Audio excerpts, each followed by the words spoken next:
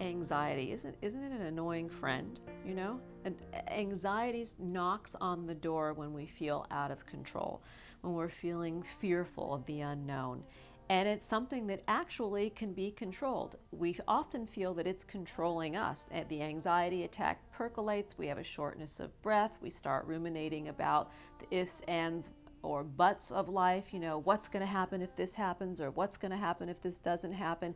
These are expressions of anxiety. So when we have the shortness of breath, when we feel like we can't concentrate, when we can't remember things, and all the other symptoms that you might be feeling of anxiety, it's important to know that we can arrest these feelings through a couple of very simple techniques.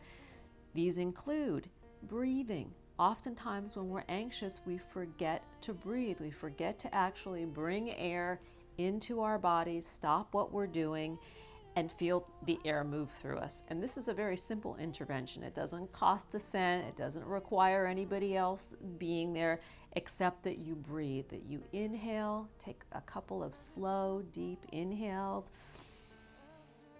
and exhale. And realize that you're here, that no matter what anxiety is percolating in the back of your mind from a past experience, and that's often the case, that we're triggered by past experiences because we might hear a loud noise, or we might hear a song that reminds us of a situation that upsets us. But the point is, we're here, that we've actually survived the worst part of that experience, and the anxiety is just being triggered. So mindfulness and being present in the moment is something that we teach a lot in Harvesting Happiness for Heroes workshops.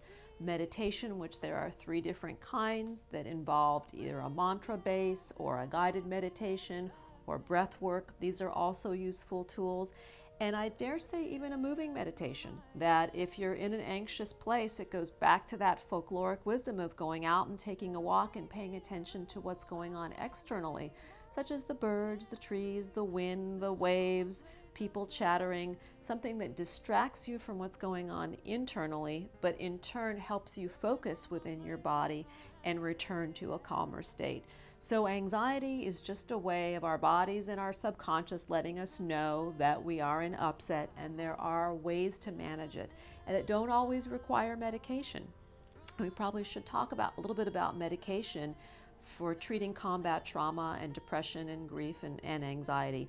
In some cases, it may be medically warranted. If somebody is in a deeply distressed state and has gone on in this way for months, days, and in some cases years, it is important to seek treatment where you may benefit from medication, at least for the short term, to help you focus on the issues for the long term. But for the day-to-day anxiety that crops up even as a result from combat trauma, they can be dealt with. They can be dealt with, again, back to self-mastery, learning the tools that help us focus on what we need to be focused on and where we want to go in life. No, it's shaping